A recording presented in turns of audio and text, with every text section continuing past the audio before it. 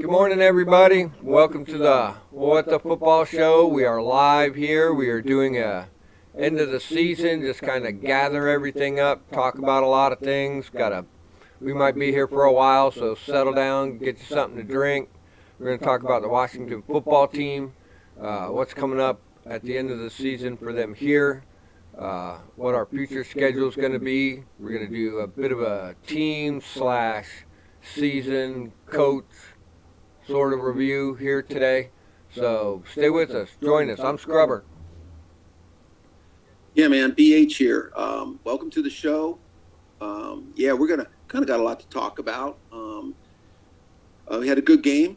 We ended on a high note, so we're going to talk about a little bit about the game. We're going to also talk about, go back and look at some of our top players. Guys who did excel for us. We'll do some of that, and more importantly, like Scrubber said, man, we're gonna, look at some of the things that are coming up in the future, like the draft, like free agency. But to let everyone know who watches our show, our subscribers, folks that want to just drop in, we pretty much do this as a live stream. And even though we're kind of slowing down in the off season, we're going to take a bit of a break. We are going to be announcing key dates, like the new uniform team name things coming out. We're going to have a free agency show. We're going to have a draft show. We'll probably, but we like to live stream, and that's just how we do it. So go get used to it. Yeah, and come on in and jump on in. Yeah. If you have an opinion, get in, and if you have a question, and we may not all agree, but that doesn't matter. We're not all here to agree about everything. We want to hear different points of view. People may have some news that we don't know about. They can help us out with. They may have questions we can help you out with. So anyway, that's really the format. We enjoy doing it this way. So if you feel like you want to be part of it and get in and help us out, that would be great, because we do have some nice stuff coming up, and then we're going to start all over again like we did this year. Starting from preseason, we're going to be live streaming games. We're going to have weekly shows, and you can be part of that. So because we're all about the Washington football team, soon to be the Washington Red Hawks, the Washington Commanders.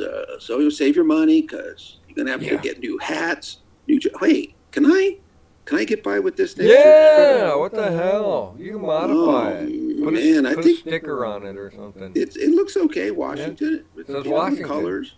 Unless they change that part of the name. Yeah, they're going to be good. So anyway, that's kind of, I just want to make that general announcement. So we'll look to start. Let's talk about that game. That was good to end on a high note. Yeah, the boys did a good job. It was not stressful or anxiety-inducing at all. Again, we knew who the opponents were, and everybody's beat up by the end of the year, but the guys went out there and put on a pretty good show. I was very happy with it. So. Yeah, I was too. Kind of, we really did do the run game, push that hard. We knew that they were struggling. They had, my gosh, Jake Fromm, Jake, he's okay. He was a good college quarterback. He isn't even as good as Kyle Allen, man. They were hurting, and they have been hurting at their backup quarterback. So, we knew that going in. But, unlike some teams, like, I don't know, the Cowboys, when they've got a team that's just beat to hell, and they just go out and put 48. Or, like last week, the Eagles, their slot is set. They decided to rest people, their quarterback. They rested all the, but that, once again, didn't stop Dallas. They went out and put 51 on them. Why? I don't know. But, hey, that's how they roll. But you saw how we roll, right? Yeah, we don't do that. There's no reason to do that kind of shit. Heineke put up 23 passes or something, 22. Yeah. He was going high percentage, although he had a couple nice throws. But we knew what we were up for, and we knew defensively we could control these guys.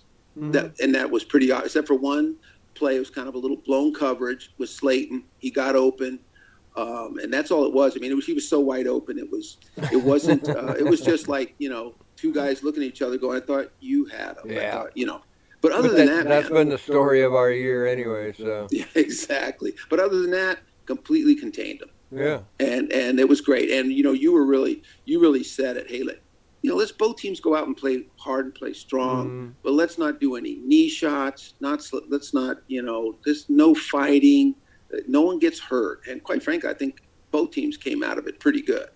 I mean, yeah, I didn't no, hear any injuries. No one no, got dinged. no, nothing at all. So Good. Stuck to the running game. Antonio Gibson. It was really nice to see Antonio Gibson sort of go out, kind of like the guy who we've kind of all wanted. It's disappointing because he was pretty inconsistent. But the O line, once again, you're on a 4-string center, and you're trying, and you're shifting guys all over. It just made it tough. And he did have his fumbles. yeah, But in this game, he ran hard. He caught passes, no fumbles. He did. So this was like, okay, this is what we want. This is the guy we want to see. So that was good. I thought they handled it really well. Yeah, and they mixed it up they threw Jarrett Patterson in there. He ran a couple. I think he caught a couple. Probably did better in the receiving area. Yep. And Jonathan Williams was out there too. So. Yeah, Jonathan Williams. He did good. He had broke up a good run one time, and yeah, they were just constantly getting 3 yards pop. Jarrett Patterson, it seemed like every time he ran the ball, he got 3 yards, which isn't great, but it's not bad. We weren't losing. We did have an issue at the goal line. It did sort of seem that they stuffed Gibson twice for -1, I think, 2 separate times. And yeah, so anyway, they got to look at that. I don't know. I don't have an answer for it. But it's sort of, we talked about it, it's kind of an ongoing thing where maybe we're too predictable. Yeah. Because, you to stop a guy like Antonio Gibson, -1, someone's blown in there. Oh, and I will say this, went back and looked. I saw 2 of the sacks against Heineke because, we didn't get to see the game. So we were working on Yahoo, wondering what the heck, because he does have a way of going back, 5-step drop, then he goes back. Next thing you know, 17-yard sack, and it's like, dude, get out of the pocket or throw it away. Well, the 2 I saw, he got reamed. One guy came off right end. I saw it. He took 3 steps. It was crushed. And the other one, Leonard Williams, somehow they did a stunt. Yeah. And he stunted around. And basically Heineke did the play action fake and looked up, and there was Leonard Williams. Boom. Yeah. So, you don't want to see sacks, but we talked about him needing to improve on that because he really did sometimes kill our field position. But that wasn't the case. So, he did good. So I think, we also had a lot of people missing from our defense, and Coach talked about us. I think you saw the press conference with Mayhew and Coach. Yeah. And, he talked about how he was very proud that, we suited up guys and they went out and played and really did pretty darn well. And he mentioned, I heard him say 4-string, and I knew who he was talking about, Keith Ismail. So, and really a couple of times we were using 4th-string defensive ends and 4th-string linebackers, so. Yeah, the Keith Ismail thing, though, he is a slightly smaller guy, but there were no issues with the snapping the ball. There was no issues with false starts. So at least in those parts of his job, he had that down. So if he's being bull rushed by huge elite NFL players, I can forgive him for that. But I remember there was a game sometime in the middle of the year, and Schweitzer was in there, and he had to come out and fix his ankle, was back in. I didn't even know Ishmael was there. And then another game, I think Schweitzer was out after the first half, or somewhere in the first half, and Ishmael just stepped in, and I believe we talked about, I didn't even know it switched over. Yeah. They had just continuing. So when you have a player like him that can step in and just keep it going, he's doing his job, 4th-string. So he did a great job. And his I was looking at his rating. He was middle to below on pass blocking. Okay. That was tough for him. His run blocking was good.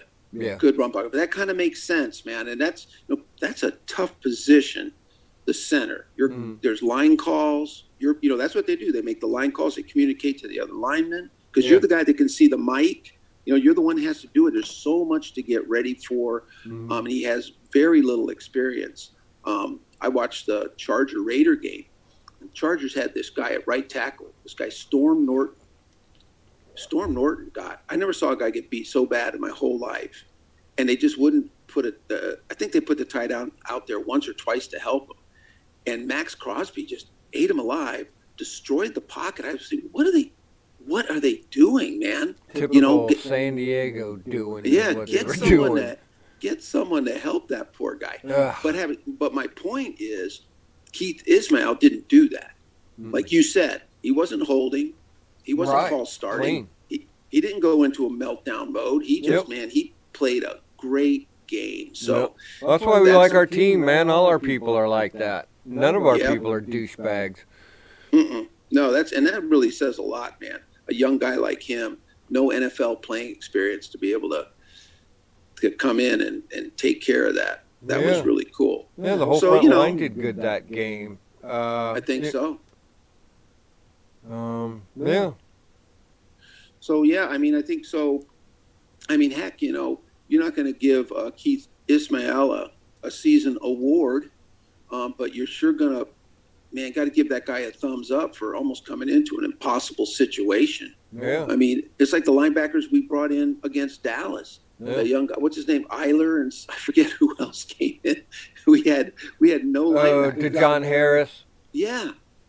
And then, Dave Mayo, I guess, is that the guy who stepped up recently? I mean, he played too, but I mean, these are not our starting guys. No. And those other guys were like signed off the street, basically pulled off of practice squads, just come in because we absolutely just needed bodies. Yeah. And so, so we can kind of say in a way, that's a reflection of our team, of preparation, and props to those guys for coming in and just, filling in and, kind of doing the best they could in a pretty tough situation. Yeah, they helped us beat the Giants, so. Yeah. Yeah, and eventually I think we had talked about Joe Judge. And they finally got rid of him. I think we talked about that Tuesday. He survived Black Monday for a day, but succumbed to his wounds on Tuesday. So. Yeah, long gone. I think now they've kind of. It seems like I was reading where someone was saying that the Washington football team got rid of 3 coaches. There's an article, not our coaches, their coaches. Their coaches. Like 3 years ago they beat Dallas. It was like, and then they got rid of. What's his name?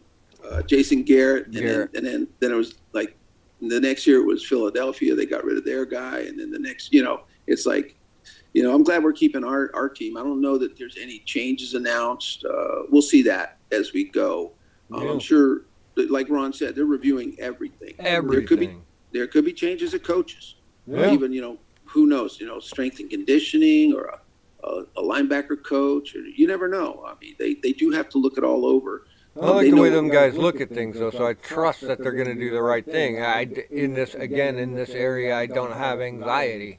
They're pretty much ahead of the curve this year than they were the year before and the year before that. So there's probably a lot less to do. Things are already in place. Foundations are already down. Now all you need is tweaking and doing stuff like that. So And the GM talked about that. He said, "Hey, I was meeting people, working with people for the first time, getting to know people. I'm sure some of our coaches are that way. It just takes time. You just don't." And during some COVID protocols and shit like that too. So you're not even really meeting them if you're just doing it over over like Zoom. Yeah, so. Exactly. Yeah, and like any work, we've been there. You walk into a new building, doesn't matter how much experience you have, you still got to meet the people. You got to see who you're working with. You got to find out how do they do things. Who you can trust. Hey, who's the asshole in the room? There's always one. Yeah. You find out right away, and then you learn to deal with it. So anyway, good for them. Like you said, I like their approach too. They're going to do a top to bottom look at everything. They know the problems they're having. We don't. They know behind the scenes where they need to improve. And so when they make a change, nothing against a coach or anything that gets let go, but it means to me that person just wasn't up to standard, and they're bringing someone better in. So I trust them 100%. Yeah, the idea is to win. And so if you Yeah. it's nothing against you on a personal level. We just need to level up in this area. That's all there Yep. is to it. We feel this guy's gonna more fits that thing. Sorry. See you later. And then help that person find a job somewhere else. Give them a Yeah. good recommendation as a boss my own self for that kind of thing. You want to help people move along too. So Yeah. you don't want to burn bridges while you're trying to do your thing in football. So Yeah, you don't. And like I said, and sometimes, like when I had to let people go, it wasn't too often, but I always told them, hey, you're not a good fit for here. Now that could mean you're an idiot and you're incapable of doing things, but it's still the same thing. You're not a fit, but most people aren't. Say, hey, you're not a good fit and you're not happy. I can tell you're not happy here. So go be happy somewhere else. Yeah, I used to wait. Here, I'll help you. I'll wait. Yeah, It's gotta time for you go. to move along. So Time to go. give you a couple weeks here and work with you. So yeah, very good. So the New York game was good to finish out on. I think Very so. I happy thought it with was that. very positive. No injuries. Players excelled. Played good. Bobby McCain played good. Bobby McCain was a hero, bro.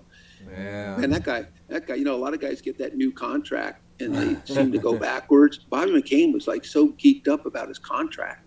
He was, man. I mean, how often in a game do you get a pick six and the game-ending INT? Yep. That doesn't happen. I mean, go through history. Who does that? Yeah. He was funny when he got the interception too. He was like, you could see he was like, I'll run. No, I'll run. And he's like, what am I doing? He just went right on the ground. Yeah, lay down. Lay down. He was so geeked up, and then he realized, oh crap. At least he had that awareness around him. I'm sure that's a coaching skill. Someone coached him. Look, you catch that ball and this kind of thing, you just lay down. We don't care at this point, as long as you secure the ball. Don't fumble trying to run or whatever. Yeah, with that much time, you seal the game. Go to the ground. Don't get hurt. Yep. Yeah, don't get hurt. You're trying to break go for a touchdown and you pull a Joey Sly and tear your hamstring up. You don't want to do that. So yeah, he did good. So hey, let's maybe we should let's look back on the season and let's talk about guys like that. Well, let's go ahead and flip it. Let's start with the defense. Okay. And we know that we started slow. There was just something wasn't clicking, right? Alchemy, isn't that what it's called? Yeah. Yeah. It was just all the people were there, but they were going to be 400 yards, 445 yards, 410. I mean, they were like, we were like scratching our heads, like, what the heck's going on? Now, part of that, Landon Collins, we know was sort of was a liability in coverage. It just wasn't working out. I mean, people sort of knew that if you look at his ratings, he's, great pass rusher, decent against the run, pass coverage, not good. And in this league, that's a liability. They'll find you. And another, I think, was William Jackson, acclimating to the dual role of man and zone coverage. He's a big man guy. He admitted later on in the season, after he had a two weeks off with an injury and came back, and actually we talked about it, he played great. Didn't hear his name. Remember, no penalties. I mean, he was the penalty king. He was quiet for a long time. And what he said in an interview was, he said, the whole zone thing, I was overthinking it. Every time we went into zone, I was thinking this, thinking that. And then he said, when I came back, I said, I'm not going to do that. I know my role, know where I'm supposed to be. I'll cover my zone. And that's hard. You can't. It's when you're a different beast as a man guy. There's something about it. When you're a man coverage guy, you're just out on an island, and it's just not that way in zone coverage. So that might have had a lot to do with it. But they sure did get better, and especially during that 4 to 5 game stretch. I would say the stretch, even though we lost, started with Green Bay, because that defense held that rush, those two killer runners to 60 yards. Yeah. Aaron Rodgers to 250 yards in Green Bay. That was a good game. That was a good game, and we beat it to death. We did everything you can to shoot yourself in the foot, but it was sort of the like pretend, that, oh wait, okay, we turned a corner. Yeah, you took out all those shit plays, and they looked good. They had a chance. Yeah. And then from there, man, Tom Brady, boom, the Raiders, the Seahawks, they went and just took team out. Boom, boom, boom. The offense was playing good. The defense looked the way we wanted. Kind of but unfortunately, really dug a hole for ourselves because you can't give up 400 yards a game. But right. yeah, The idea did behind good. our team is we got a strong defense that keeps the points down, and then all our offense has to do is score a few points. So if they're getting over on you, if they're up 20 points by third quarter or something, now you're chasing them, so you can't do that. So. Yeah, that's not our style. We're not going to go out and gunsling. Well, we had Bostic went out early, and he's like wasn't he our green dot? Yeah, and he was the veteran, and he's more of a Mike. Oh yeah, like a true Mike. True Mike, and a little long in the tooth, but that's what you got to make up for that. You got to have someone out there who knows where people have to be and know how plays are going, and also just before the snap, a guy like Bostic can read what's happening and signal to his guys. That's great having a veteran out there. And we missed that. So we kind of lost our offensive quarterback and our defensive quarterback pretty quickly. And one of the things that shows that what was going on in the meantime, while they had like Jamin Davis in there and they had Cole Holcomb in there, that's not really their thing. Now, Cole can do it. I like Cole doing it. But you could see when we got David Mayo back later in the year how he stepped into that central position and then allowed Davis and Holcomb to do more.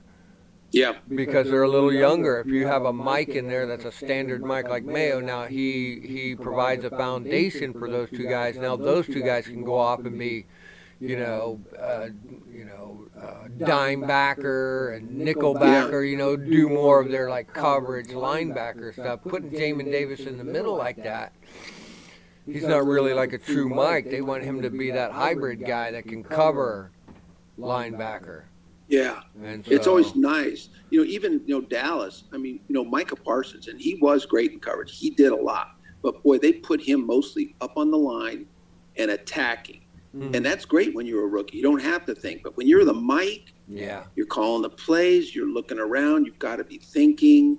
And, a rookie, his head's got to be spinning. So, But, our defense, came through. A lot of people are a little down on Jamin Davis. Coach sort of admitted that we'll have to look at him positionally differently, and that's fine. That's fine, dude. Find the right spot for dude. Yep, so he'll be fine. I'm really, like we talked about, I think Bobby McCain really at safety just was great. We saw some of his tackling plays coming from the strong safety. He had a great way to read plays where he would leave his spot and just blow people up. He did really good. We saw him in the last game, the 2 interceptions. Yeah. I'm very happy that they extended him. Bobby was good. And all in all, our DBs, after those first 5 weeks, our DBs tightened it up. They did. Fuller did a great job. We have Cam Curl out there. So they did really, really good. I think the whole moving Landon Collins up a little bit, it really opened things up, and they put Danny Johnson back there a little more.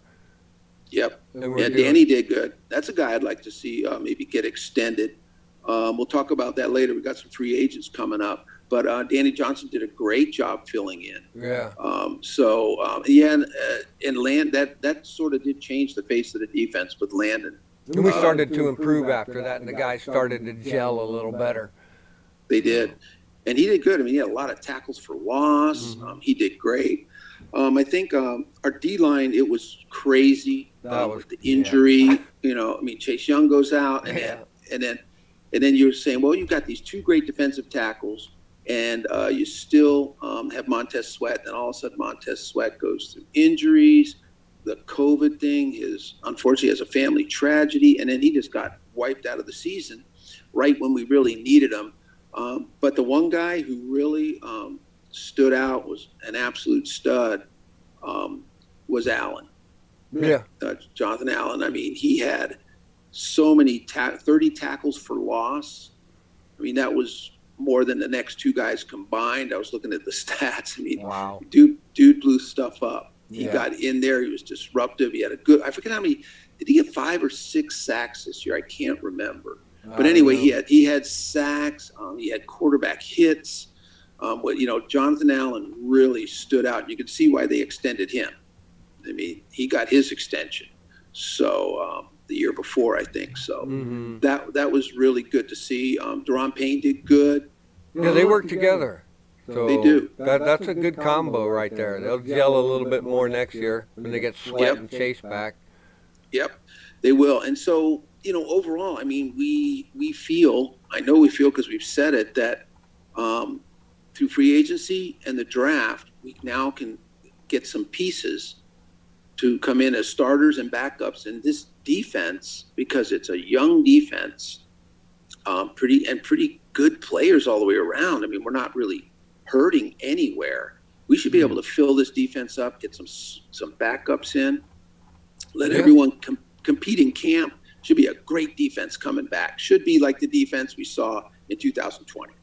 That's what I'm thinking. Yeah. That's what we're going to see. And you made a great point. We talked about this, that they needed to come into the season ready to go. And it seemed like they just, you talked about with, little immaturity. Yeah.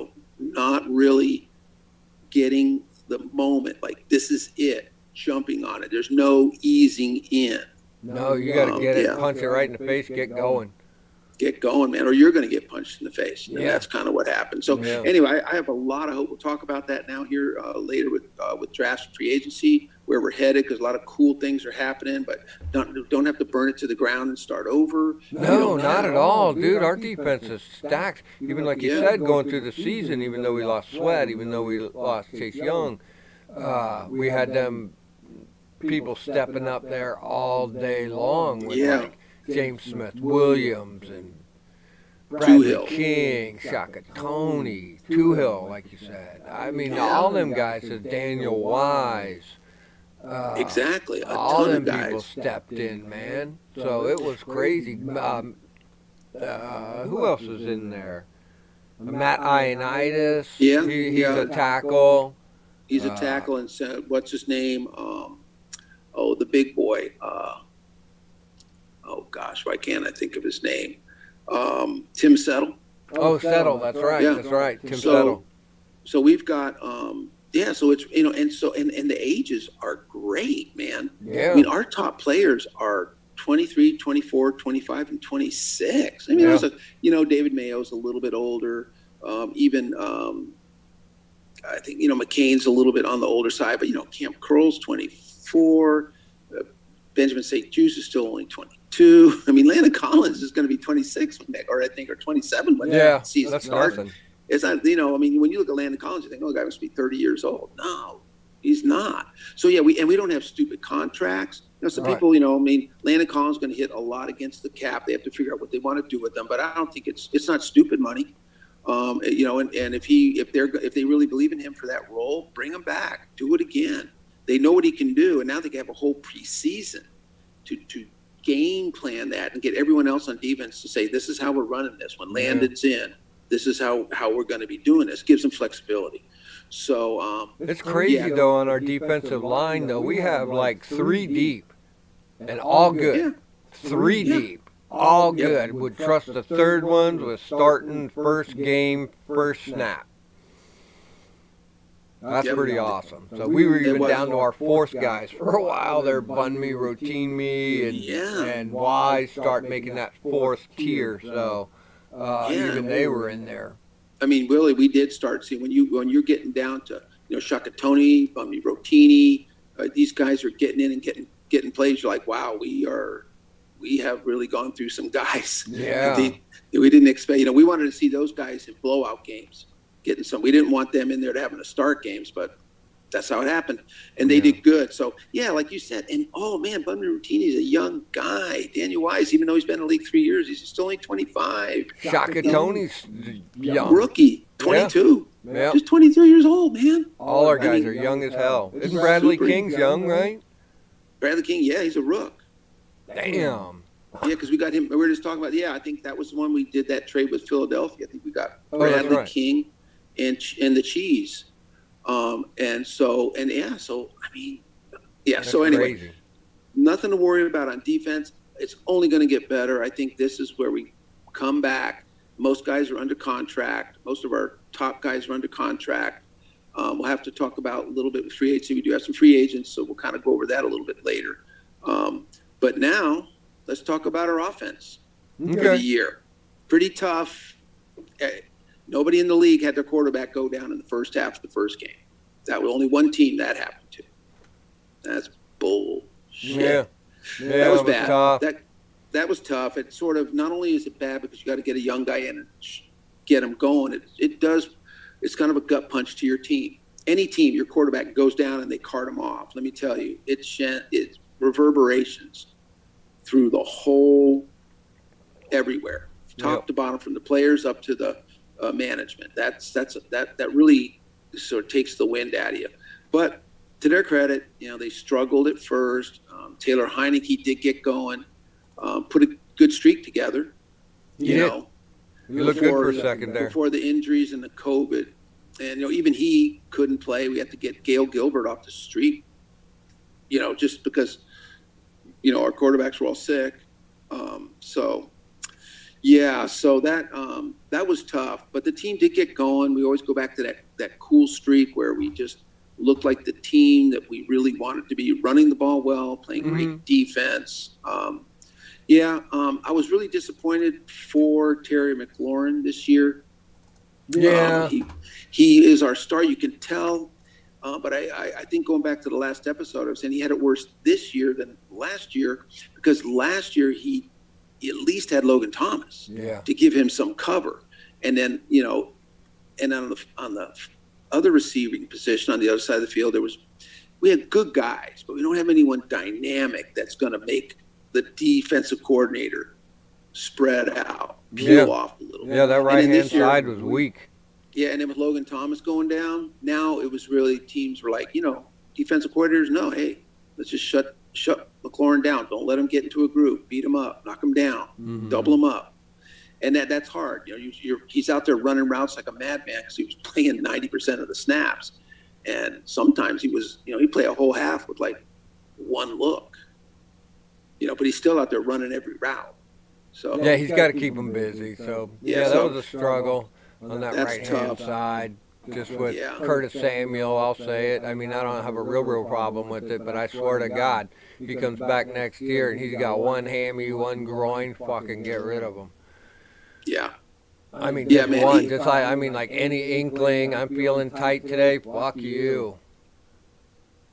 See ya. Yeah, go get that worked out, man. What is with this muscle, hamstring, groin stuff? I don't want to hear it next year. I'm willing to give him the chance, but... Yeah, you got $13 million. Go get a trainer. Yeah. Take Pilates or ballet. I don't give a shit. So, do something. Fix that mess. Yeah, you got to fix that. And our guys, not to, that right side was weak, and that's not to crack on our guys, but, that's Ricky Seals-Jones on that right side, or John Bates. They're rooks. And then, you got DeAndre Carter on that right-hand side trying to do the best that he can. De'Ami Brown is a rook trying to do the best he can. You got Hump in the slot trying to help over there, too. Trying to give McLaurin some room. But, like you said, if the defense doesn't feel like you're going to be a threat to them, it's two on McLaurin, and then they'll just man cover you. So. Exactly. Yeah, they'll take you one-on-one. And that's sort of the strategy in football sometimes, is pick the guy who's not going to beat you. This guy, we're not going to let this guy beat us. And that's what they do with McLaurin. So, so our receiver, it's going to be interesting to see where we go with receiving. I like our receiver core. They're pretty good. If fucking Samuels will get his shit together, it's perfect. You don't need nobody. If Curtis Samuels comes back and he's strong, there's no issues, there's no tightness, and De'Ami Brown now takes that second year step. He's a rook, like all rookies, his head was spinning. And he comes in and he's a good receiver. I mean, it takes guys a while. Not everyone's Jamar Chase, and it takes guys time to blend. So if that happens, I'm with you. The right hand side is fine. Yeah, and Cam Sims was supposed to fill some of that role, and I think he was hurt a little bit for a while there too. When Samuels was hurt a little bit, Sims eventually came back, but it was a slow comeback for Sims as I remember it.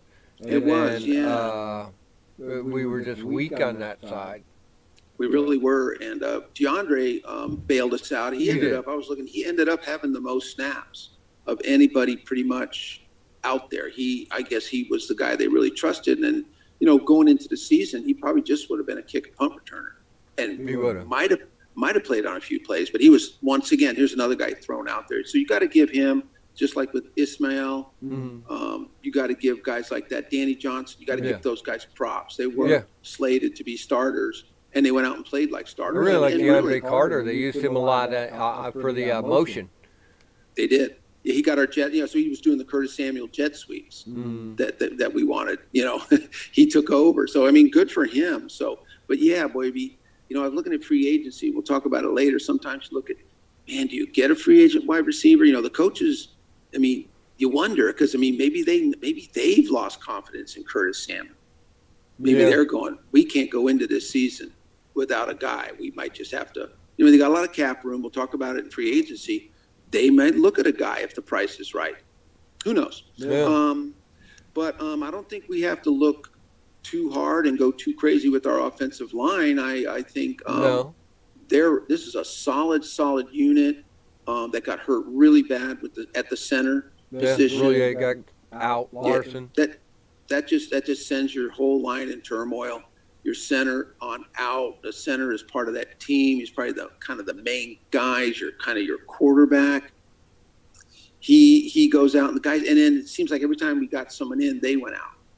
It's like, Wes went in, boom, you're gone. It's hard to sustain a foundation and get rolling if that stuff keeps switching, and that's part of the slowdown that happened last year. Yeah, because overall, I was looking at the ratings for our linemen. Our linemen get really good. Man, Pro Football Focus, it was a good football line. Guys did really good, but you can't have those inconsistencies. Cosme went out, and it seemed like just when you're like, okay, we got this going, then Cosme's gone, and then this guy's gone.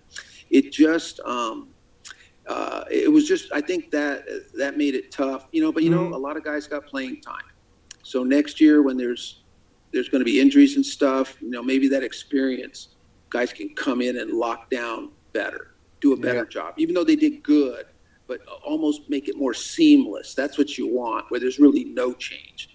Well, I think you can get by as a team like we did, but you got COVID going on too, so just as soon as you broke free of some injuries, then COVID throws, like Sweat was coming off of the injury list and right back on the COVID list. On the COVID list, yeah. So if you take that away, you got a little bit more room. So let's hope that next year some of that starts to tone down and not be such a factor. And Yeah, no kidding. Something by then I'm hopeful.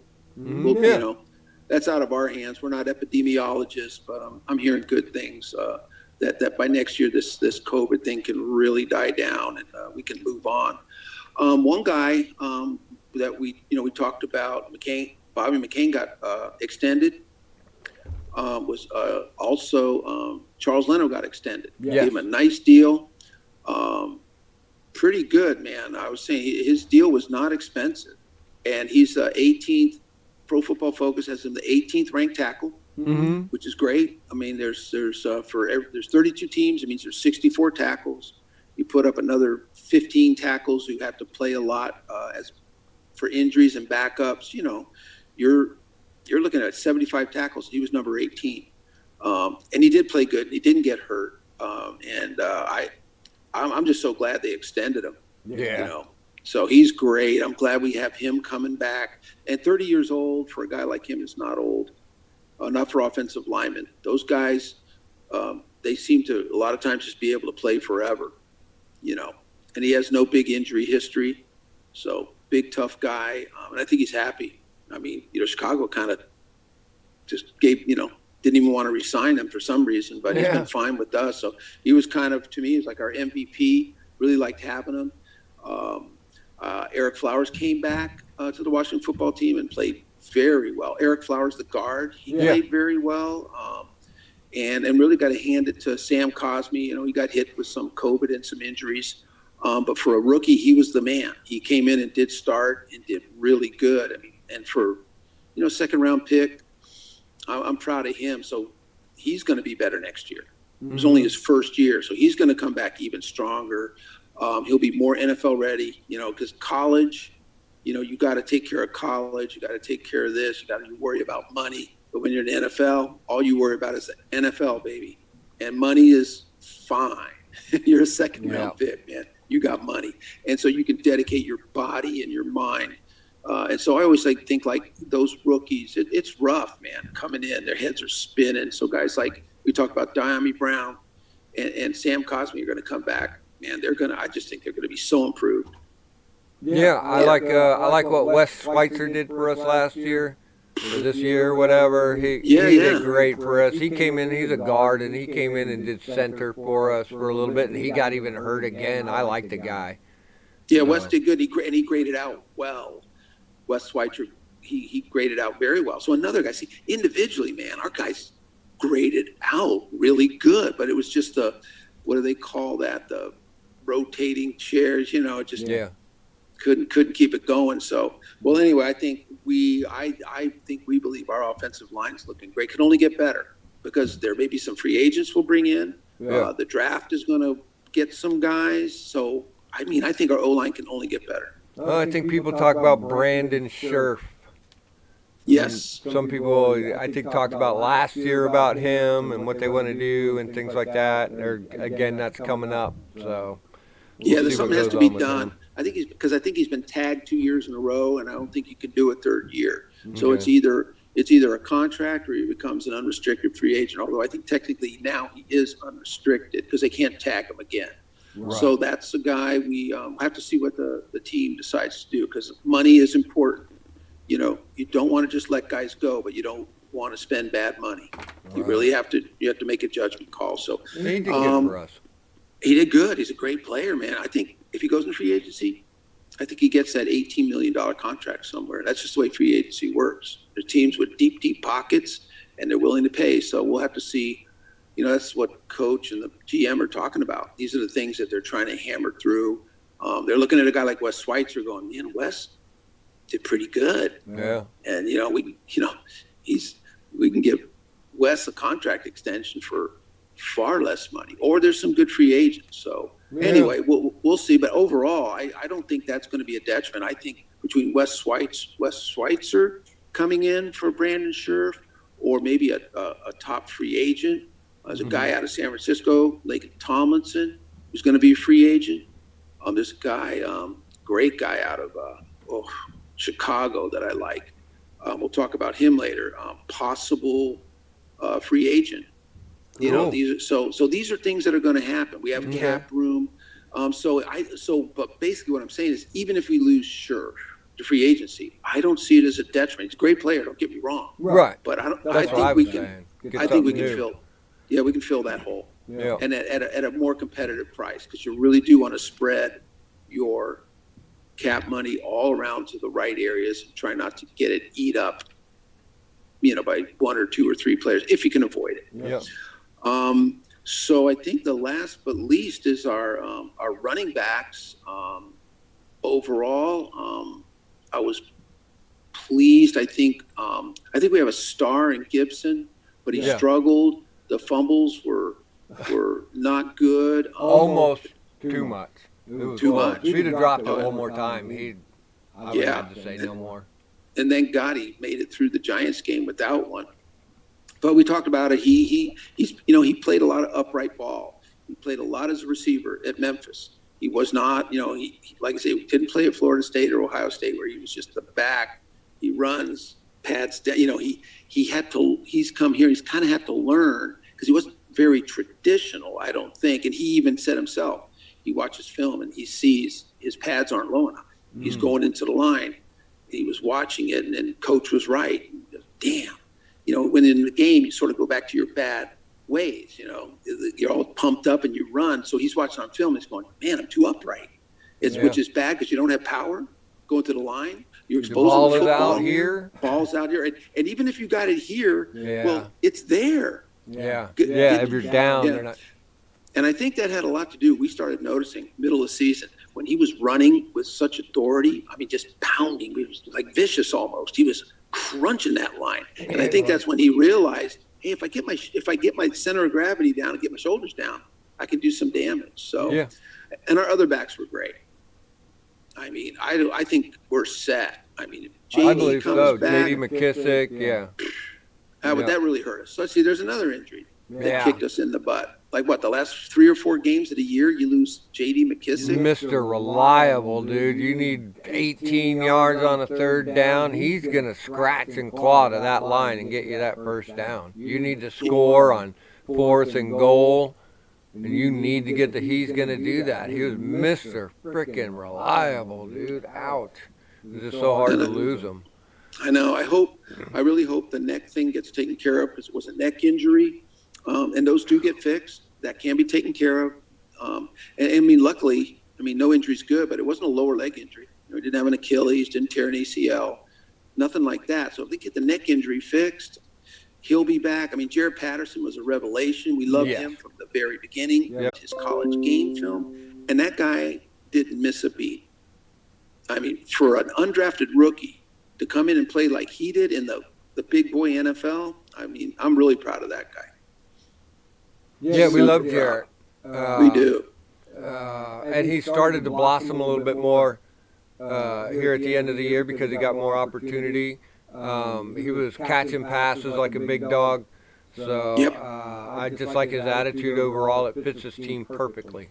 So we need more Jared Patterson. So I don't care how good you are, as long as you got the right attitude. I can work with how good you are, but I can't change your attitude sometimes. Yeah, yeah, he had a great attitude. Jonathan Williams came in, and he was even off the team. He was even dropped from the practice squad at one point. A couple times even. He went over to other people, and we had to bring him back like twice, I think. I think so. So yeah, that was really cool. So he did good for us. I could see it'll be interesting to see where we go. You talked about having a fullback. We did bring in a fullback. Arma. Yeah, Alex Arma. Didn't use him in the traditional role, but maybe things were just too crazy. Maybe they wanted to design some 4th and goal, 3rd and short plays for him.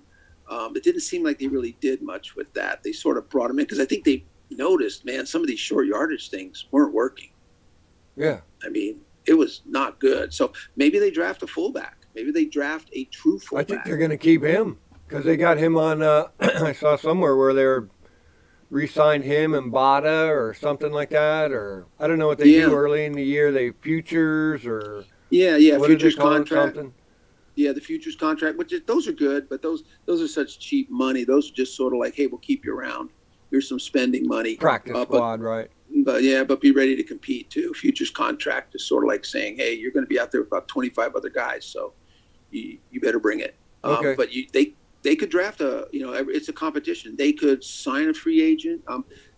Who knows? They might even bring in, if they could upgrade. Jonathan Williams is good, but what if there's someone else out there? What if in the draft or in free agency, there's someone just available and they go, wow, this guy only wants $3.5 million, 1-year contract, bring him in. Everything's an upgrade. Yeah, willing to block or just a good stud running back. You never know what happens in free agencies. Yeah. Guys, you talk to an agent, calls and says, hey, so-and-so here, he used to play with this guy and he's on your team and he likes what you guys are doing or something. Who knows? You never know who's going to fall to you, but every increment is good. Nothing against Jonathan Williams. Right. But, if there's someone better, younger, more dynamic, get him in because we want the running back room to excel. And I think the running back room is looking good. J.D. McKissick, Antonio Gibson, Jared Patterson. Man, a lot of teams would like to have those 3 guys. Yeah. They're good. That's a good team to build on. Yeah, I think you throw a fullback in there. I don't see how you can have a running team and not say that you don't have a fullback. I just do not understand that at all. Yeah. No one has yet to explain that to me. We're going to see it, man. So, I think another group that really got beat up and tested was our tight end group. Yeah. Made it really, really hard. There's no consistency from, Logan Thomas being out and it just wasn't good. And then having him get cracked on the knee like that was awful. Just as soon as he come back, Jesus. I know. And Ricky Seals is out, and then the good news was our guy Bates Yeah. Showed so much promise. So Yeah. that's one good thing going into next year. So we do have him. We have to see about Logan Thomas coming back, because he is, I'm I sure, would almost say required, Bates leapfrog Seals Jones. without a doubt. Yeah, so then it'll be sort of, maybe if Samus continues to develop and they feel like he's a guy worth developing, Ricky Seals could sort of be the odd man out. Depending on, I think it depends a lot on Logan Thomas. If he needs to recuperate a little more, they could keep Ricky Seals into the season before so Logan comes back, because we don't know how that rehab's going to go on that knee. You never know with those things. He could just be ready and no problem. But so anyway, but it's a good thing, I think. But it all really, Logan Thomas is the key, because when he came in, we talked about it. He just looked so good. You could tell he shined at tight end. Mm-hmm. He stood out, man. It's like, oh man, it's like that's what we were missing. He was the real deal. Yeah. And we really missed that a lot. So, yeah, we need him back. And once again, there's another group that I don't really have an issue with. I think that's a promising group. They look good. So, and we might even draft a tight end, they just to bring in, have competition. I think Samus being a sort of the international player, I think we can sort of keep him around. I'm not sure exactly. We talked about it earlier, how that all works. But anyway, competition is good. And, you get 6 draft picks, then, you might bring in a tight end. So. All right. One last group there in offense. Quarterback group. Oh, we saved the best for last, huh? Yeah, that's the big mystery. Do we go, we stay with Taylor Heineke? Do we go free agent? Do we go with a number 1 pick? It's going to be a big story this year. I don't know what to say is going to happen there. The one thing I did think about, just to pull it back a little bit, was like, the thing with Fitzmagic was he was supposed to be our quarterback, but more than that, I think he was supposed to be like a mentor and a veteran on the team who's going to help gel as well. Not only just be the quarterback, but he's a guy for everybody to look up to. And then when you lost him, and my question is, well, just because he can't play, he can't be on the sideline, he can't cheer the team. I don't understand that in the NFL. Can you explain that? Like, why wasn't he there, like, every game? Yeah. Like, standing on the sideline? Does it detract too much from the game, or? I think injured players, there must be some rules about it, because you just don't see injured players out there, ever. They're off, and maybe it is a distraction. It might be an NFL rule. You got a guy in IR, not allowed in the building, not allowed to practice, he's injured reserve. So they make strict rules about so you that. couldn't be sneaky. Yeah, and plus it can be distracting. And, on our team, if we let all our injured guys go on the sideline, where would they fit? That's true. They have to have like a designated 3 or 4 ambulances there. Yeah, exactly. In case someone tripped and broke something. Right, so yeah. But that's the thing that really hurt our team in the quarterback area. He was supposed to, more than just being the quarterback, he was supposed to be a leader, and that speaks to this team not being able to mature fast enough. It speaks a lot to it, because you can look to the guy. Now, here's the thing. Now, so that he was on a 1-year, $10 million deal. Now he's had surgery on the hip, so there's no reason. So as free agency comes, you start talking to people. I mean, if he's 100%, do they sign him to another deal? If he comes and goes, yeah, I can play, man, my hip's fine. It's healed. I can run on it. I have no problems with it. And let's say they draft at the 11th pick, they get a rookie. They just say, look, this is going to be our guy. We're drafting him. They could bring, if he doesn't want to retire, he's old, 38 years old. And if he's healthy, I don't see any reason why not to try it one more time. And now you have an experienced Taylor Heineke there, so that if things go south, you don't have to put the rookie in. So it's something to consider. They may want to talk to Fitz, and he may want to come back. Like I said, barring that the injury is serious, or that he may want to retire at 38. You never know. Yeah, I think So, technically he's 39 now, and in the middle of the year, next year, he'll be 40. His birthday is exactly. November 24th, so he's already 39, so he'll be 40 when it Yeah. comes to the middle of the season next year. Not that it can't be Yeah. done, and I think he could do it, but I think we talked about too. I like the idea of it. I like the idea of Fitz. I like the idea of maybe Heineke. I like the idea of anything, as long as it's organic and as long as it fits what we're doing and slots in without being a forced fit. I don't want a forced fit. I don't want to just have Yeah. to go get this guy because we want to get him. I want the guy that fits the spot like he's supposed to be. Now, on that, I would say I don't, unless some weird free agent comes up that you really like. I don't think Heineke can do it. Maybe he can with all the people around him if it's perfect, but I don't want a quarterback who needs everything perfect around him. I don't need the superstar either. But Heineke, it just seemed like, he shined for a minute there, but then dropped right back to what he was doing before. I think his passes are off. I Yep. just don't think he's the one. Again, like I say about Russ Wilson, is sometimes people like this are operating at 100% just to do what they can do. Well, I want the guy who can operate at 85 to 90% and struggle and still have that extra 10% that he can go to make it happen more. You know Yeah. what I mean? But if you got a Yep. guy that's playing regular football at 100%, he's nothing. We talked about that before. Nothing against you personally, but you are at 100% and you can't get it done. So we need the person that has that next level up from you, and so that's where I think Taylor is. He's I a agree. great second string guy. If he's our Yep. pick, I'm good with that too. But I think Yep. he's more of the second string, and Fitzmagic or some Yeah. free agent from somewhere. God, not Russell Wilson, but anybody, but someone like that. Who's the guy who went to the Rams? Stafford. Yeah. Someone like Stafford, who the word was is the Washington football team made overtures. I mean, they were Yeah, they were in the hunt, but Stafford's that kind of guy you can that's pick the wherever he kind of guy wants I'm to go. talking about. Yeah. So, Someone like him. One guy, a name that's coming up, is hey, well, I'll tell you what. Let's just talk about free agency, man. okay. Yeah, we're about Heck, there anyways, right? We're pretty much yeah. done with the season.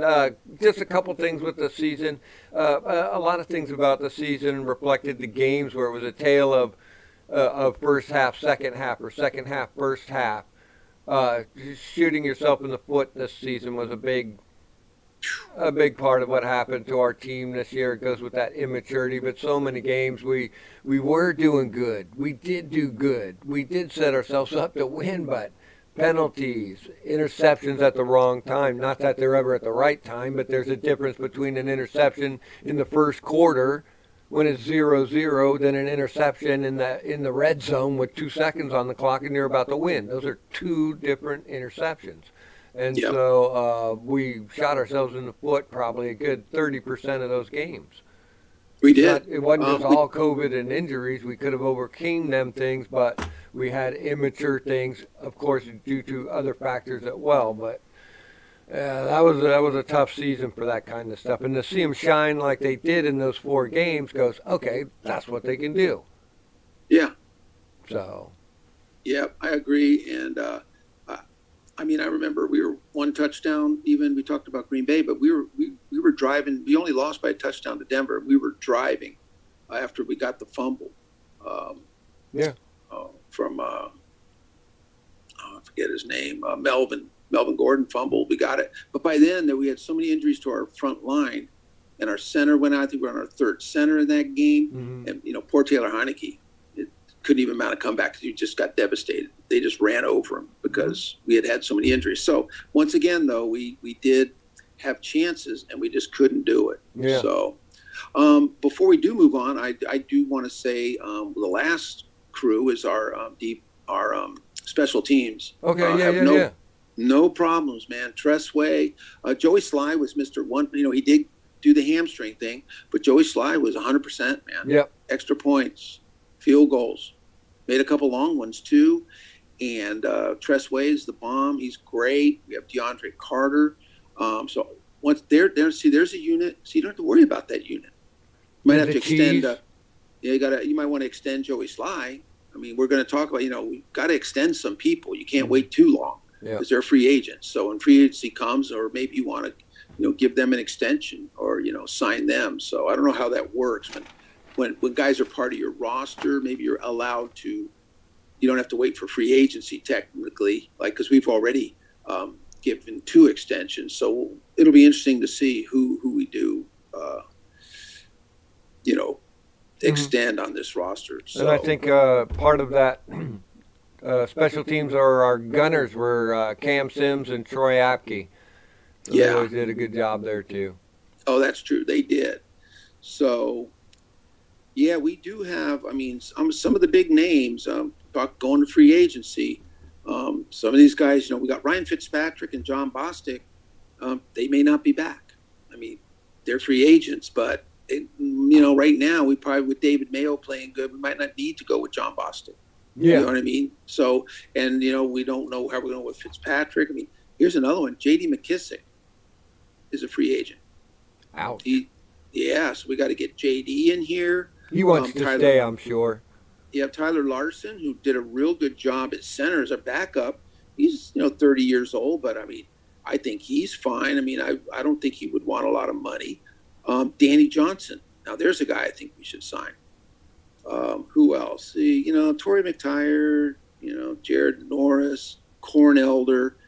These are guys that, they may just come back, or we can fill those spots. Even Troy Apke, these are not tough guys to fill their spots. What about Cornelius Lucas? He's our line Cornelius guy. Lucas, I think we got to extend him, and he's our swing tackle.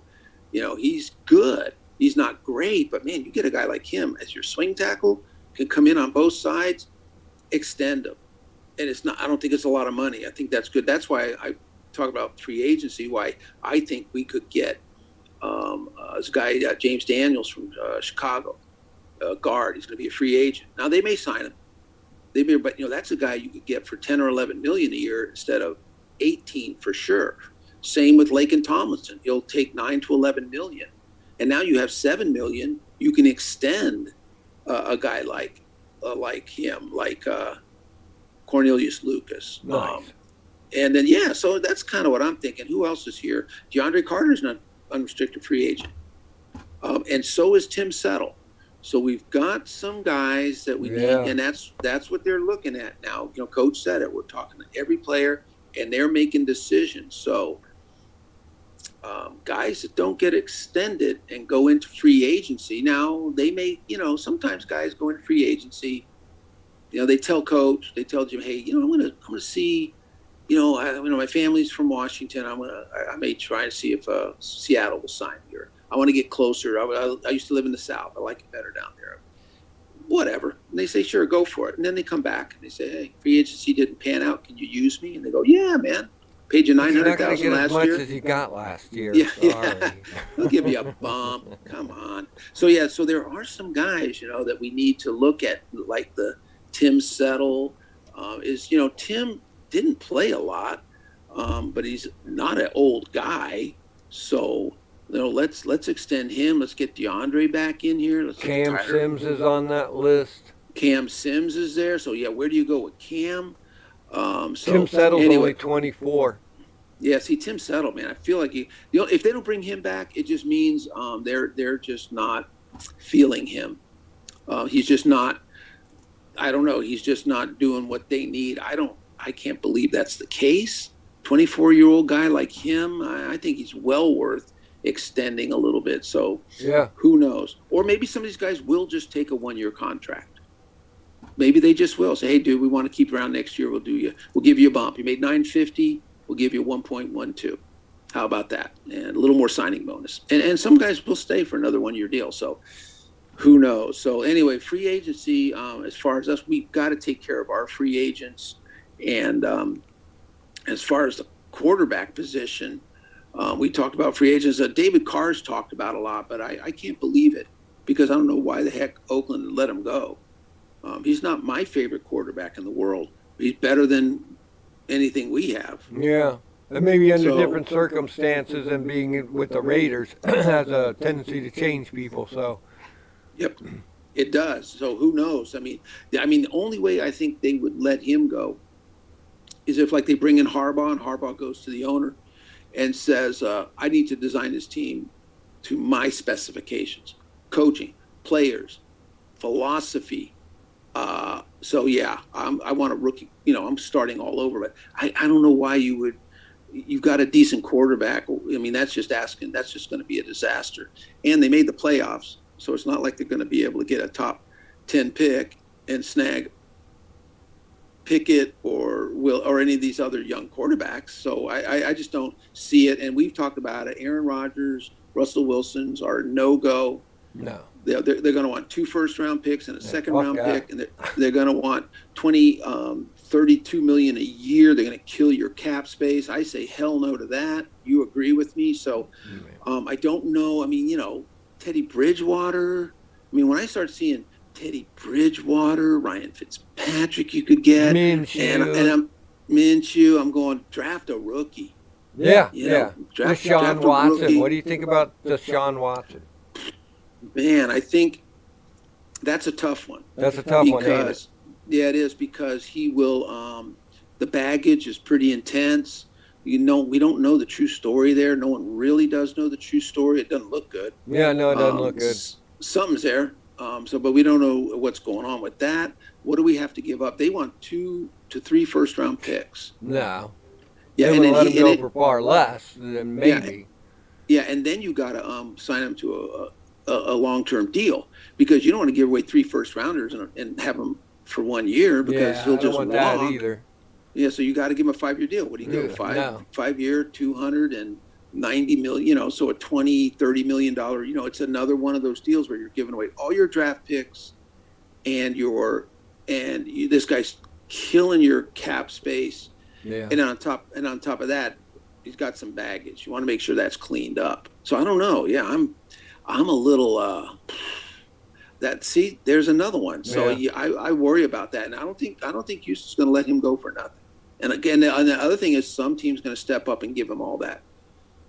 And I say let him. I would rather have a rookie. I'm just really looking towards get the best guy. Let Taylor Heineke, or if Fitz wants to come back, would do the same thing this year as we did last year. Fitz, you come in, you're the vet, you lead the team. Taylor, you're the backup. Keep learning, and then get the rookie. This is the guy that we're going to develop the team around. Hopefully, a guy who can, he can run when he has to, but he's a good pocket passer with a strong arm, and who can throw, who's accurate. So so we got to do. I like that scenario. I mean, it's just about, when you look at all the other scenarios, it's almost like that's the only scenario that seems to really work. God, the whole internet will go apeshit if they go to keep fucking Fitzmagic again. At least my shirt will be good for another year. Yeah, maybe. But they'd shit a brick, dude. They'd freak. That whole thing would they already flip it. The internet just goes nuts anyways for anything. That's true. Something like that would just send them. But maybe if they drafted a rookie, they'd be okay. I see what you're saying. Okay, a rookie, okay. But Fitzpatrick and no one else, and just Taylor Heineke, they'd burn the stadium down. Yeah. They'd have to stadium. Don't burn it down. Yeah. They'd have to take him back for far less money, though. If he made $10 million for not doing nothing, he's going to have to take $5 million or take 5 or 6. Yeah, exactly. And just attach merit-based things to it. We're only going to give you this, but if you do good, you're going to be on a winning team if you get this many yards, this many passes, this many touchdowns. You get this much money.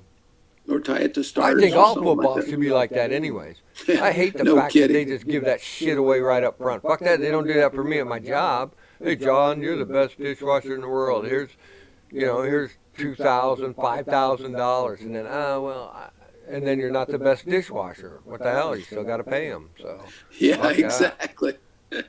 So anyway, free agency will be interesting. I'm excited to see who they bring in. I don't think we need a lot of people. No. So to me, any free agents they bring in are going to be a bonus. Quarterback's going to be interesting to see at free agency. Yeah. Wide receiver is going to be. There are a lot of free agent wide receivers. I think they cost too much money. I'm not sure we need it, but it depends how coaches think.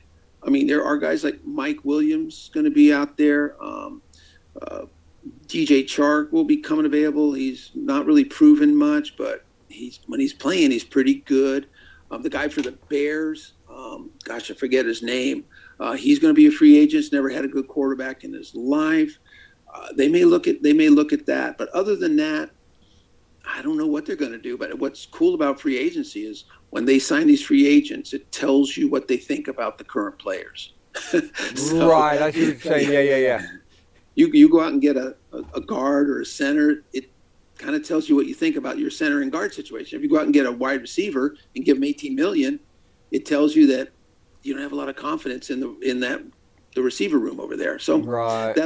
That'll be fun, and we'll be talking all about that. We'll be coming up to our free agent show. I think it'll be a fun show. And then we have any other free agent stuff that you want to talk about? Just that day is in March, middle March 16th. March 16th. So yep. That's coming up in a couple months. Yep. So we'll be able to do a show on it. We'll do a follow-up show on that. And then the draft, I think the draft's coming up now. We do have 6 picks. We were talking about that. A first, a second, a third, a fourth, a sixth, and a seventh. We don't have a 5th round pick this year. And we do have the 11th pick in the draft. So I think we should live stream the first round up to our pick. We will. I think we should be there. Yeah, we'll live stream it, see what happens. Maybe the football team trades down to the number 5 pick to get the quarterback they want. Yeah. Big splash. Who knows what happens? Yeah, so that's going to be in April. Into April 28th. Yeah, so we'll do that. So I think we'll live stream it. And then maybe 3 days later, right after maybe that Monday, after the draft, we'll do our draft wrap-up because we'll know who we've got. And it'll be exciting to talk about them and the impact. So, so that's good. So, man, and these are great shows we can have coming up before the season really cranks up. Yeah, definitely. NFL. So is that all we want to talk about with the NFL and our team so far? Or? I think the last thing I got on my list is next year's schedule is in. Yes. And we do not have dates. Obviously, that goes around the end of May because they got to negotiate around baseball and make sure no one plays 4 road games in a row. And then you got teams who share a stadium. You know, with the Rams and the Chargers share a stadium, the Giants and the Jets share a stadium. So, you got to. Anyway, it's the same old, but we have our normal, home and away against Dallas, Philadelphia, and New York. the Giants. Yep. So, but this year, here we go. We're at Chicago. No biggie. We're at Detroit. Nice. We're at Houston. We're at Indy. Hey, if Indy plays like they did at that last game, I'm all for playing at Indy. What a choke job that was. Now we got a couple tough ones. We have to play Green Bay and Tennessee, but look how it works out at home. Yeah. I like that. I would, playing the Bears in Detroit at home and then having to go to Green Bay and Tennessee, like that's no good. Yeah. We went to Green Bay this year. We did that already, but now we get to play them at home. And then we have Cleveland and Atlanta at home.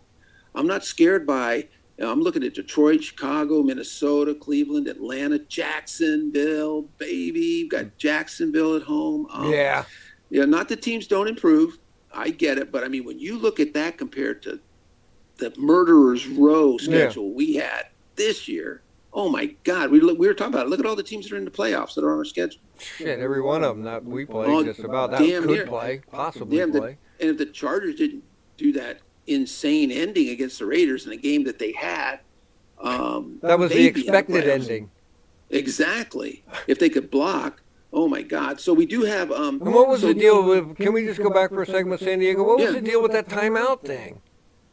He was convinced. The coach was convinced that they were just going to run and try and kick the field goal. And I think it was a 3rd down play. So he called timeout to reset the team. Say, look, they're going to run because they want to run out the clock, and we got to stuff them.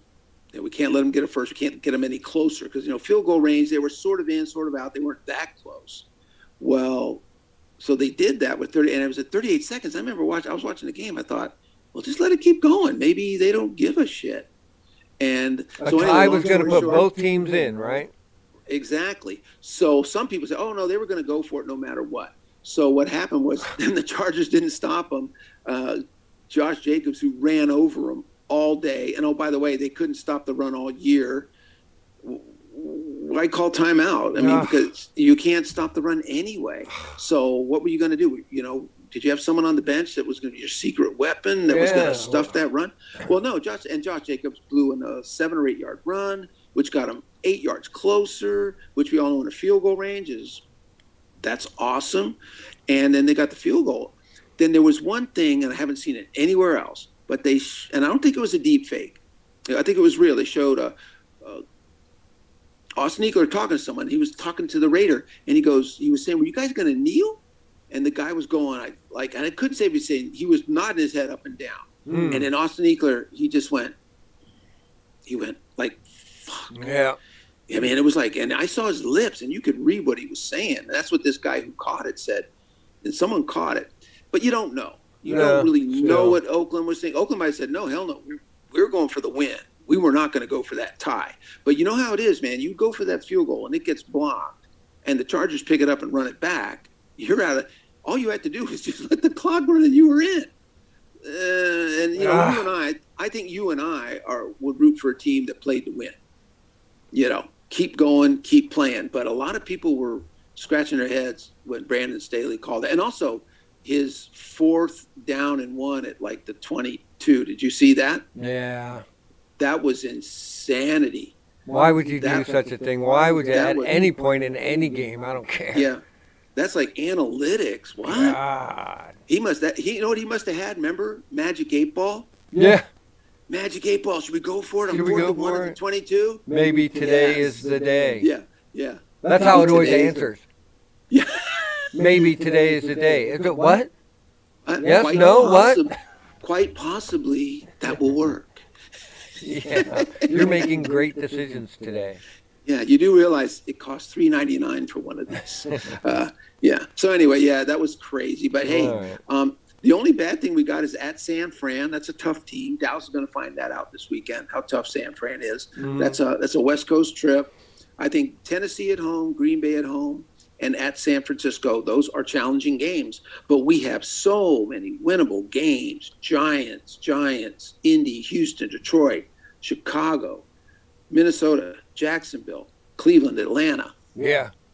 These are games where third place schedule, dude. Gotta love it. Makes all the difference in the world, my friend. Woo. Yeah. Does it ever. So I'm guessing they're going to be doing the new name and uniform thing, but they're going to be doing it on the Today Show on a Tuesday morning. I'm not up for live streaming that. I don't care about it that much. What do you think? No. Yeah, we'll do a follow-up show. Yeah, we'll incorporate it into something else we do. Yeah, because by then we'll have by February 2nd, there'll be other information. We may have some contract extensions, some coaching. Maybe some coaches got let go. And so we'll incorporate all that in, and maybe you can snag some graphics for us to put up. Something. Show the uniform, and we'll know. So, that'll be like our one of the big things we're going to do.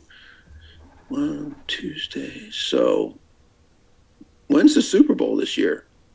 I think it's on the 6th. Yeah. Okay.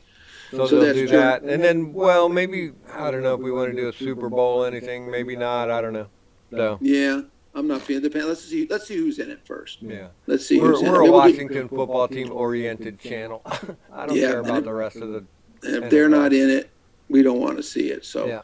Well, good. Well, so there we go, man. So we do have some cool off-season things coming up. Going to live stream some, the free agency stuff, the draft stuff, and who knows? We may just put shows up just for the heck of it. Yeah, somewhere in there, because we got the USFL coming up, and we could talk about that for a second. That's going to be coming up and might affect like drafting. I don't know, because it's the USFL is going to be starting supposedly April 22nd. So the NFL draft, the NFL free agency is the 16th of March, and then USFL will start playing the 22nd of April, but then the NFL draft will be the 28th of April. So the draft will start after USFL gets going. So I don't know if you have a draft and then say they all go into the NFL. Do you have some people still in the draft want to wander over to the USFL where you get an infusion of draftees?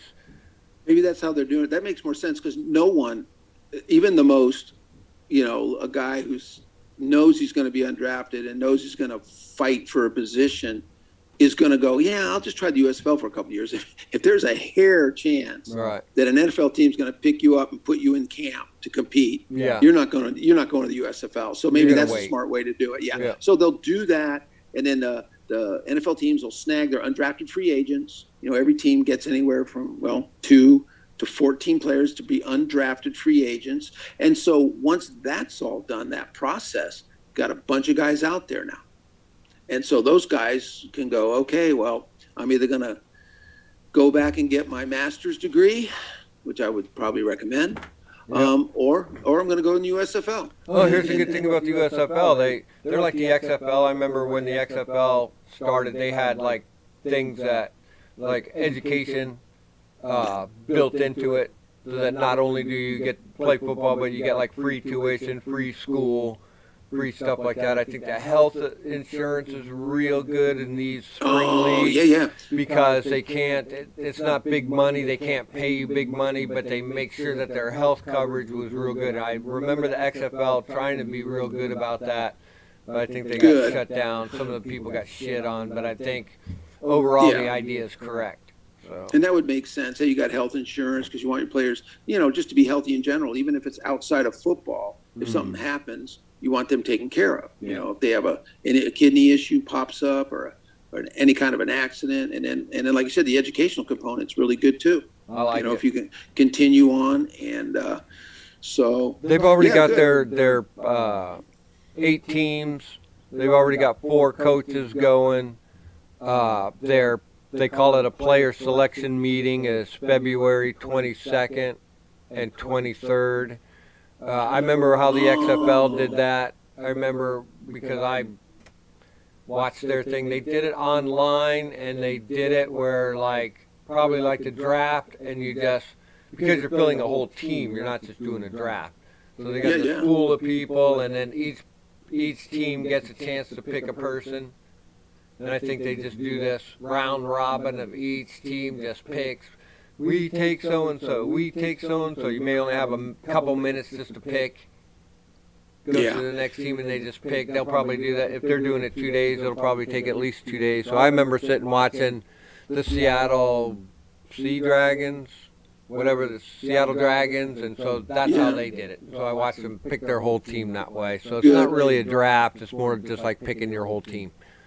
Oh, that's interesting. We'll have to watch it. Well, after that, what we'll do is we'll just have a USFL show after the draft. Yeah, once we see the rosters, we see what kind of players they got, we know who the coaches are. Yeah, let's do a show after that and just sort of follow up and do kind of a broad-based show on the whole USFL and what they're doing. Well, also, too, they got all their team names and all their team places. And I just saw an article yesterday where the city of Birmingham is signing a deal with the USFL. I think they got 2 stadiums in that general area where they can do 2 games on Saturday, 2 games on Sunday. I was wondering how they were going to do that. They'll keep it in a bubble. So people were complaining about, it's a New York team and a Jersey team. They already got people. Well, that's just for the time being. If it's played in a bubble, who cares where you say they're from? They're not going to be playing there. You're not going to get together. They could be saying they're the Mars team for all you care. Who cares? It doesn't matter what city they're from for the time being. Now, when they open back up and they start playing in different cities, they may want to adjust those things. Yeah. You may want to put it in markets where there is no football. Right. So That's true. And is the bubble? Is it all about money? It's easier to keep them all there, not have travel Yeah. time. Yeah. Is it impacted? Is that impacted by COVID too? Or are they kind of looking at it from? Is COVID have anything to do with the bubble? Like It maybe they may. just. It Yeah. may. I mean, it's a good thing like basketball did it, but I think it's a combination of things. It Right. just Right. keeps all the training in one place. It keeps all, or Yep. maybe not the training, maybe they train at home, but it keeps all that all in one place. And the money factor when you do something like that is greatly reduced. Yep. Overhead, and you save a lot of money. Same stadium, same people working at the stadiums. Brings in a lot of money. I like the idea of the bubble just for now, because Sure. as I look at it in the future, this year it's going to be the USFL, but next year the XFL is coming in as well. Now I didn't do my homework on that one, but my assumption is they're going to do it You can't have off both, from right? each other. They won't be at the same time, but Oh, they're only you think like the- 8 or 10-week things. Right. Got I see both what of you're them in the saying. spring for 2023, and then for 2024, go full circle, put the two together, have 16 teams for a spring league, call it the XFUSL or whatever, and then have 10, 12 weeks of football, and then use it as a league that the NFL can pick out of. So develop Okay. players, developmental league, spring league, develop coaches, develop Yeah. assistant coaches, develop regular coaches, develop players, develop announcers, develop Yeah. popcorn sellers. I don't know. Everybody, right? So it's a good development league. I like the idea because the NFL technically doesn't have that. No, they don't. And I think the NFL likes that kind of stuff too. I mean, I think they like the NFL Europe, to be honest with you. Mhm. So, Yeah. all right. Well, that's good, man. So we got an extra show then. We better write that down. We got to do our USFL show. Yeah, they got a training camp. They're going to have 38 players per team, 7 on the practice squad. Okay. Then they're going to play. They'll have 2 divisions. I think they play 10 weeks. And then the top 2 teams in each division will play for the division winner. And then the following week, it'll be the 2 division winners for the whatever championship they're calling. So that's pretty cool. Okay. That's actually 12 Awesome. weeks. It'll be interesting to see if they sustain next year 2 teams, or they may just decide maybe they'll merge them right away. Who knows? It'd be interesting if it's sustainable how they'll do it. But so, Yeah. all right, man. Well, it sounds like we got a nice little schedule outline for things to come. We'll slowly build into the new season, and then we'll just by preseason in the summer we'll be hitting it hard, man. Yeah, I'm excited. I'm really looking forward to 2022. I got my re-energized about the team. We Yep. were never really down on our team. We love our team. We think, I was thinking last night about how, we as a team are equated to Dan Snyder and railings that break at stadiums, and that has nothing to do with our team. Has nothing to do with our guys. Has nothing to do with the way we play football. And I can't stand that they keep tacking that stuff onto our guys. And I just want to say our guys are great. Our guys are doing very well inside of all of that. We've said that under all that pressure, under all that scrutiny, all the stupid things that go on at the fucking stadium, I cannot believe, well, it was the Philadelphia people, fat asses running to the railing that broke it. They're going to have to, all stadiums are going to have to be fixed for the new America because everybo's a slob anymore. Yeah, So, that's just a railing for people to go up. It wasn't meant to have like 45 Yeah. Philly cheesesteak gorging jabronis up there. Right, pushing Yeah. against the thing. So we Yeah. just get a lot of beat up from that, and I just wanted to make clear that I feel like our team is not that from No. coach down. Even now, the Mayhew's all right. But Mayhew's cool. I would stop the ceiling there. Yeah, exactly. It ends at Mayhew.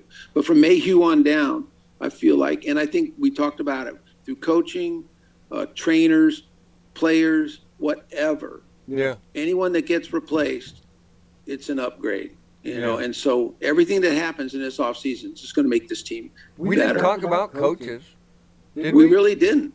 No, we didn't. We because we did say that they're going to look at everybody, and that could include coaches. Mm-hmm. So there was I think we both agree that Coach Ron is the right guy for the job. Well, I think like we had some issues sometimes with Scott Turner and his play calling. We don't know how much he was hamstrung by the injuries. Yes. You can't run a 280-page playbook when you got a new center and a new guy here. You got to always adjust it down, because you can't have guys who, like, DeAndre Carter. I'm sure he knew the playbook, but knowing the playbook and practicing the playbook are two different things. And you can't give a guy like that the full thing and think he's going to know it all. Yeah. When he was just supposed to be a returner. So all these stupid things throw you off. But I think Scott Turner's got to do a better job. What about Jack Del Rio? What did you think there? I don't know if team skill saves coach, or coach did something to save the defense. But, the one thing I saw was, I think Ron put his foot down on the Landon Collins thing. Yep. And so that was Coach Ron making that decision and not Del Rio. So then I got a question, well, what the hell's going on there? I mean, I've had an issue with Del Rio all year. And so you kind of let up when the defense is doing good, but is that just because the guys are coming around, or is he doing some coaching thing, or I don't know. So if they were to change the defensive coach, I wouldn't have too big of a problem with it. I like the flex idea of people, but like Jamin Davis in the middle, and that stuff wasn't working. I think you need a Mike in the middle. That flexy stuff is good for the outside linebackers, but I think in the middle you need a Bobby Wagner, a David Mayo, a Bostic. You need a middle guy that's strong. So I don't know. Yeah. I'd say keep Del Rio. I'd say you can't change. It's like if there's something wrong with your system and you change this, and this, and then your system starts working good, how do you know if it wasn't this or this or this or this? How do you know which one fixed it? So you kind of fix one thing at a time, and then if we change this and it fixes, well, then it was that. So it might as well keep it and see how it works one more year, because this year, barring the injury, COVID, blah, blah, blah, we should be able to see definitively whether that works or doesn't work, if it all holds together and get through the season. I agree. So, I mean, to me, it would not be, it wouldn't be bad to have Turner and Del Rio back. Continuity is good. You do want continuity. Yep. A couple of great defensive coordinators did come out, and I don't think Coach is someone who says, "Ooh, that guy's really good. I like our guy, but I think we can upgrade." Coach isn't going to do that. If Del Rio were to go, it's because he's not working. I don't think Coach is out to replace guys with better guys. Like, we do replace our players, but coaching, you got to be careful. You don't want a carousel of coaches, because that one coach affects half the team. Half the team reports to Jack Del Rio. You don't want a different guy every 2 years. It doesn't work. But yeah, Flores from Miami got let go. Now there's a lot of people are even saying he might even get another head coaching job. Yeah. But Vic Fangio, who I never thought should have been a head coach. I know. What was that? Well, they do that all the time with these coordinators. And it's like, no, dude, you're just a great offensive coordinator. Or, dude, you're just a good defensive coordinator. Well, that guy's a hell of a defensive coordinator. Super smart guy. Anyway, I don't think Ron would boot a coach just to get another coach. I don't think he's that way. Right. But those two guys, Flores and Fangio, man, they're good. So we'll see. Yeah, I mean, I wouldn't be disappointed in either one of those guys. But like you said, better than just like firing guys and bringing guys in and having it, be a, revolving door. You don't really want that. So consistency in coaching. Consistencies, yeah. And I mean, they weren't horrible. Things could have. Let's give them, I think, one more year to improve. Get away from COVID, the injuries. Let's see what happens. So, all right, man. That was a world record. Our show, man. Yeah. Shout outs to our chat people, subscribers, people that watch our show. We appreciate y'all. So we really do. We're new. And like I said, we're new. That was our first year. But stay tuned to this off-season shows we're going to have. It's going to be fun. And come back next year, because we're going to do the same thing again. All right. Well, I'm going to end the stream, and we'll stay on for a second and talk, and then I'll let you go. Sounds good. All right. Later, everybody. When are we going to come back again? I think our next one is maybe just to talk about the new team name.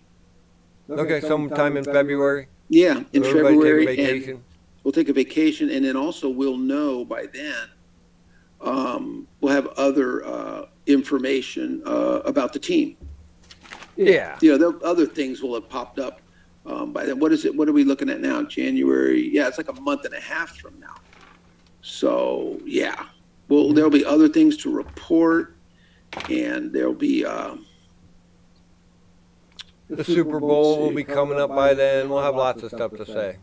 Yeah. So it'll be good. We'll be able to see the new uniforms, the name, and we'll just